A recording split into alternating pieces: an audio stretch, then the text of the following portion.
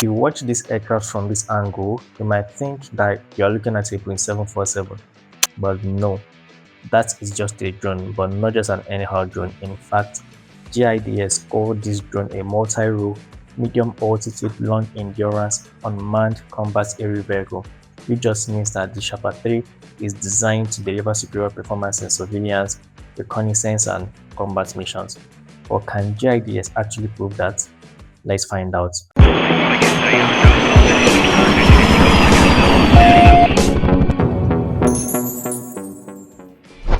The Shahpar-III is that one combat drone that is designed to change Pakistan's military forces. I know what that means. It should be able to perform well for the Air Force, the Navy, and even act as a close air support for ground troops. Now let's see how this drone actually performs in all those roles. The first noticeable thing you will see when you look at this drone is how the wings are designed. Now look at those wings. You see how wide-ish they are. In fact, they measure 65 feet. And it's not just because the engineers wanted something that would look so big. Those long wings serve a very important purpose. First, the drone is designed to reach altitudes of up to 30,000 feet and remain there for up to 30 hours when unarmed. For an aircraft to have that kind of endurance, it needs a massive wing design as they tend to generate sufficient lift, even in altitudes where the air is so thin. But there's also another interesting detail on the wings. Take a closer look at the wing tips. That curve right there isn't designed to beautify the wings. You wouldn't believe it if I told you it's among the reasons this aircraft can remain airborne for 30 hours. You see, whenever a wing generates lift, there's a pressure difference between the air underneath the wings and the air above it. And at the wing tip, air tries to move from the high pressure region underneath the wing towards the low pressure region above it. And that creates swelling streams of air that is called wingtip vortices. But what happens when those vortices are left like that? They end up causing something that is called induced drag. But for an aircraft that is needed to stay airborne for 30 hours, wasting energy fighting unnecessary drag is the last thing you would want. One way to reduce induced drag is to make the drone fly faster.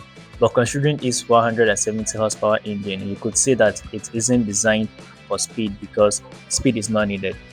While fighter aircraft prioritizes speed, drones prioritize something more, which is how long it can stay in the sky, you see. So how then do we reduce those induced drag while keeping the aircraft as efficient as possible? The answer is that winglet that you're seeing right there. That drone just can't be spending 30 hours in the sky just looking pretty, right? Yeah, of course, it's not Cinderella. So its operators can equip it with both eyes and ears that make it mission ready and not just to look pretty above 20,000 feet. The electro-optical camera provides visual imagery, while the infrared sensor allows it to detect its signatures, making it useful at night and in conditions where ordinary cameras may struggle. But what happens when the weather gets ugly? That's not even a problem because that's where its radar-based sensor can become extremely useful. With its synthetic aperture radar, the drone can move around an area to take detailed images of the ground using radar rather than relying entirely on visible light. But if the drone gets too tired to move around, it doesn't get tired, I'm just saying.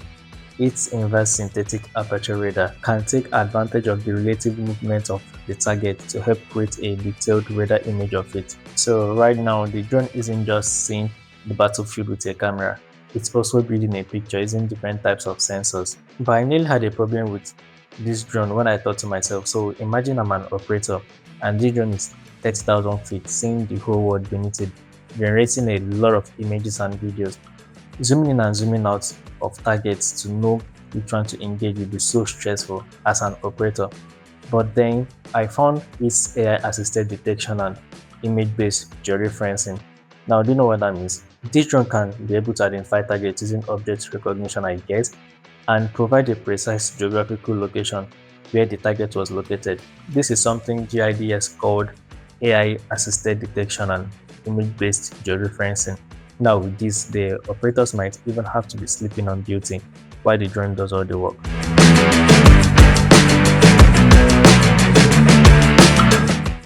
Its electronic support suite also allows it to listen and intercept electromagnetic signals and other communications. This is something GIDS called the signal intelligence and is divided into two categories. First one is the communication intelligence or COMINT, or short, which helps the drone detect, intercept, locate, and analyze communication related signals to derive intelligence. Whilst the second one is the electronic intelligence that does the same thing, just that it focuses on non-communication electromagnetic emissions, especially things like radar. So with those two, the operators are able to listen and make precise decisions. Even in civilian airspace, its ATC transponder can help the drone identify itself, and this is very, very useful. Now imagine a military personnel saying we have eyes and ears in the sky, and we immediately think they are talking about some massive platforms like Airborne warning and control system aircraft, only to find out they're talking about a tiny drone. Now that's crazy, but it's impressive. So if you are still here, then I guess you are probably enjoying the video. So why not hit that like and subscribe button, because it really means a lot. And this is a time for me to say a very big thank you to this user who liked the previous video I made on the Geo-17 Thunderblock 3 and requested this one. So if you haven't seen that video yet, you can go check it out and let me know what you think in the comment section. So let's get right back into the video. Now you might be wondering, how does the Navy even benefit from all of this? Well, the simple answer is they don't benefit from it at all. Don't mind me, I'm kidding. Imagine during a patrol and the Shahpar-III is flying over the ocean and spots a ship. Its AI detection can tell the operators that right there is a ship. But how can the operators know the ship's identity, the course, and the rest? And when I say ship's identity, I mean the ship's name, the ship's type, its call sign, its maritime identification number, and the rest. So that's where the drone's automatic identification system comes in, because it helps the drone build a picture of maritime traffic, that it can get a ship's identity, position, course, speed, and the rest, which is very useful for situational awareness, at least for the Navy. But the Navy is not only interested in what's happening on the surface, right? Meaning there should be a way for them to be able to identify and engage underwater threats like anti-submarine. Now, the Shahpar-III gives the Navy enough hardpoints to configure the aircraft for missions against underwater threats. An example is the sonobuoy dispensing pods, which they can use to detect submarine activities. They can also equip the Shahpar-III with torpedoes like the EGVAC for any type of underwater strike, and the Brosov anti-ship cruise missile. Their Air Force, on the other hand, can use the same hardpoints for a completely different set of missions.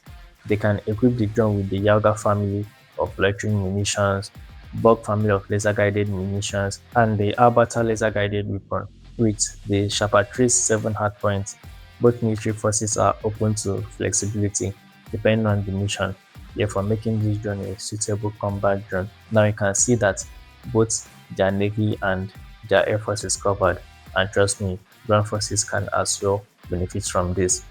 But the thing here is that I don't think the Shahpar-III can carry all those munitions at once, especially considering its maximum takeoff rate. Instead, operators can choose the weapons that best suit the mission they're about to carry out. So whether the mission is to strike a land target, attack a ship, or hunt a submarine, they can configure the Shahpar-III with the appropriate weapons for the job, and it does those missions pretty well. But then, considering the fact that the trade-off with munitions still remains more munitions, lesser endurance, and lower altitude, what do you think is going to happen to this drone when the operators actually attach those hardpoints? First, its 30,000 feet altitude and 30 hours of endurance is greatly reduced to 16 hours and 28,000 feet. Still, I still think 16 hours is a very long time for an armed aircraft to remain airborne. Now, the second thing that those hardpoints will affect is how far this drone can travel. That's the range. Now, GIDS didn't actually specify the range, but they boast of a beyond line of sight data link communication range of above 2,500 kilometers. Though this is how far from the launch point operators can still communicate with the drone, it doesn't necessarily determine the drone's range. But I guess what this does tell us is that the Shahpar-III is designed to remain connected to its operators even when operating far beyond normal line of sight communications. Now, this last feature is my best, and it's called the identification friend from foe, which helps military systems identify cooperating aircraft, giving the operator another piece of information when determining whether an aircraft is friendly or is an enemy. And as an operator, you wouldn't want to be hitting a friendly aircraft, right? So yeah, this is a very cool feature. So that's pretty much it for today's video, guys. Now when you put everything we've discussed together, you start to understand what makes this drone so interesting. It's not just about carrying weapons or staying airborne for hours. It's about combining intelligence, surveillance, reconnaissance, target acquisition, communication, and strike capabilities into a single platform. And even if you end up forgetting all the specifications from this video, just remember this. While some drones find, report, then wait for another aircraft to strike, the Shahpar-III goes one step further. It can find, observe, track, decide, of course by the operators, and then strike. And that's the idea behind an unmanned combat aerial vehicle. So I leave you all with this. So far, we've seen the Shahpar-III on the offensive side, right? It's going around searching for targets, destroying targets. But how well can the Shahpar-III survive when the airspace itself is trying to shoot it down? And can this drone actually penetrate a heavily contested airspace and complete its mission? What do you think?